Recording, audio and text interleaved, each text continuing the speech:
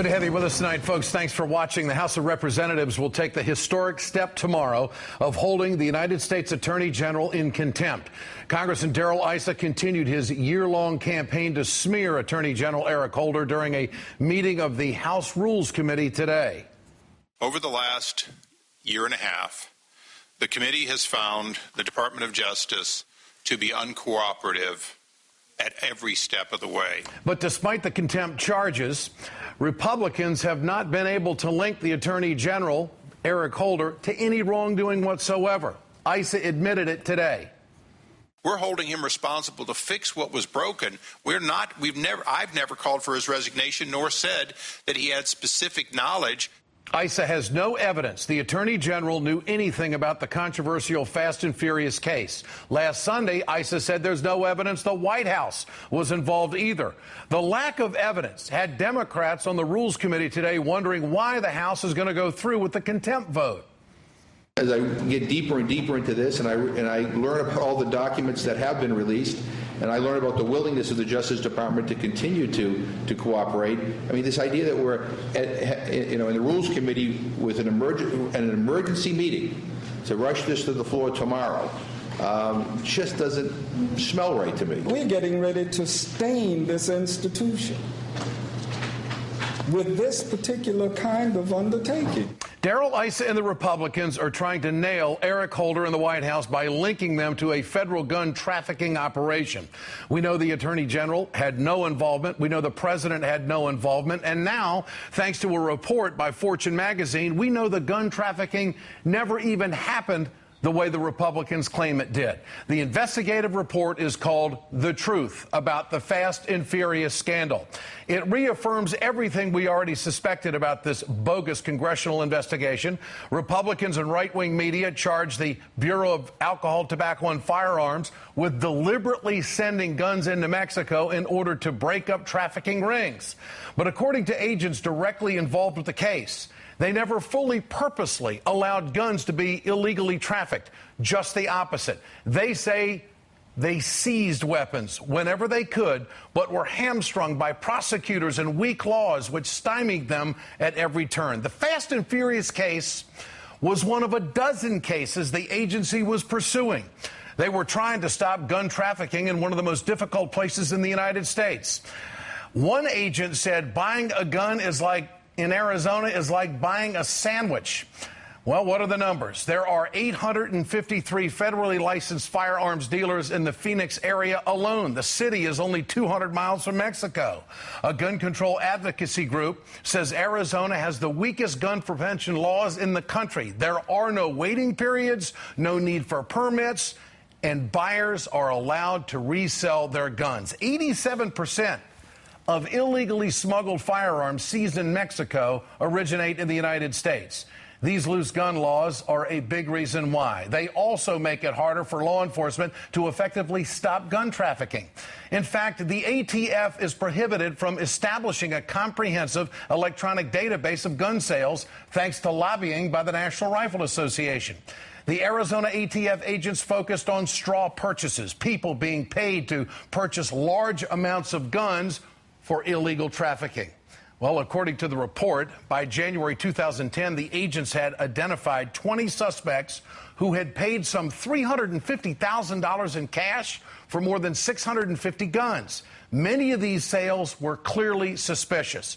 One suspect on food stamps bought 476 firearms in 6 months. Another suspect with no job paid $10,000 for a sniper rifle. Go figure. But at each turn, prosecutors blocked the ATF's attempt to go after these guns. At one point, the supervisor in charge of the Fast and Furious case wrote to a colleague in frustration, "We conducted a field interview, and after calling the assistant attorney, U.S. attorney, he said we did not have sufficient probable cause to take the firearm, so our suspect drove home with said firearm in his car." The Fast and Furious case led to numerous dead ends, but there is no evidence in the entire program showing deliberate attempts by the agency to walk guns. The Issa investigation makes great fodder for Republicans and the National Rifle Association, but it also makes a mockery of the truth. What the Congress is going to do tomorrow is absolutely political, and it is shameful. I think we pay congressmen to do other things than this kind of garbage. Get your cell phones out. I want to know what you think. Tonight's question: will tomorrow's contempt vote go down in history as a national embarrassment? Text A for yes, text B for no to 622-639. You can always go to our blog and leave a comment at ed.msnbc.com. We'll bring you the results later on in the show. Key player on this program tonight. Joining me now is Maryland Congressman Elijah Cummings. He is the ranking member on the House Oversight and Government Reform Committee. Congressman, good to have you with us tonight. First of all, good to be with you, Ed. You bet. Let's talk about the vote tomorrow if we can. Right off the top, Politico is reporting that the Congressional Black Caucus plans to walk off the House floor during tomorrow's vote. Will you be participating in that, and is this going to happen? Man, that decision is actually still being made. There have been discussions with regard to that because Black Caucus members feel that this is such a travesty that they do not want to dignify the vote by being present to vote for it or against it. Of course, we are all against it, but I think that strategy is still being worked out, Ed, but there's a good possibility. Congressman, what's your reaction to this report by Fortune magazine, which is one of the most detailed pieces of journalism we've seen so far on this? Well, I think it really does go hand in hand with my contentions all along that Eric Holder and the president, and by the way, we're in total agreement with Mr. Issa on this one, did not know about this and did not authorize it, did not condone it, this whole situation. And so that's why this contempt vote tomorrow is so unfortunate. And keep in mind that there's been no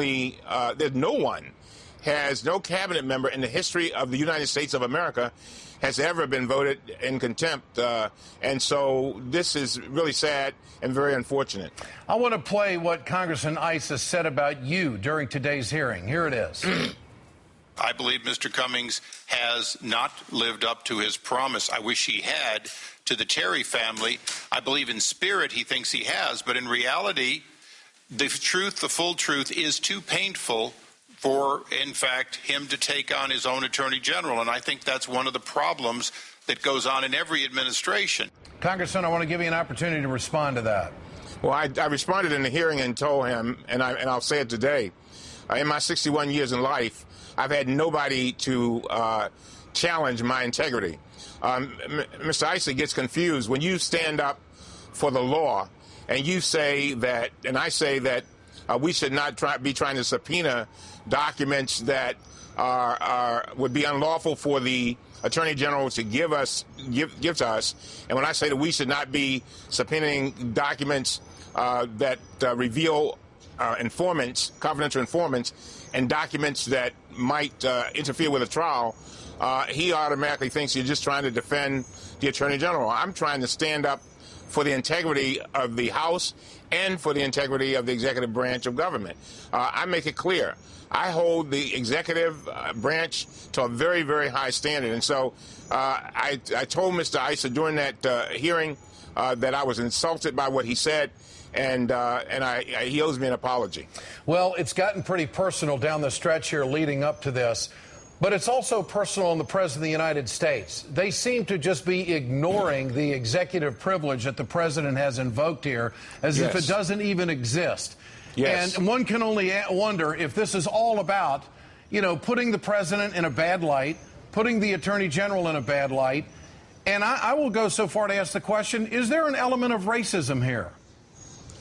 I'm not going to say that, Ed. I'd leave that to other people to make that determination. But let me tell you, I think what they are doing is very political.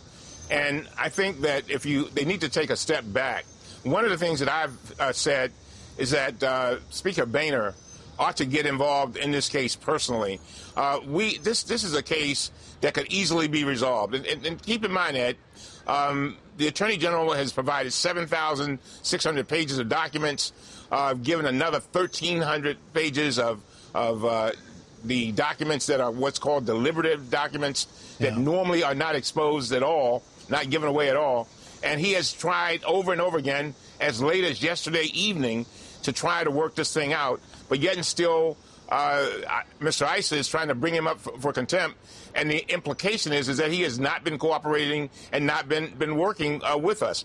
He has, and he's done quite a bit to help us. Right. And but with regard to Issa, it's always his way or the highway, and that's what this boils down to. Well, that's how the Republicans have been acting since this president took the oath of office.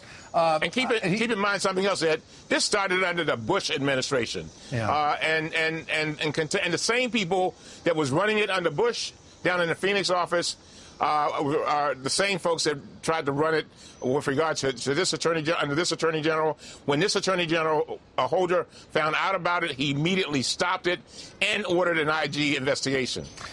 I notice you're at the White House tonight, and I understand that there's a bipartisan picnic going on. Yes. And I understand all the key players are there. Yes. What's that atmosphere like?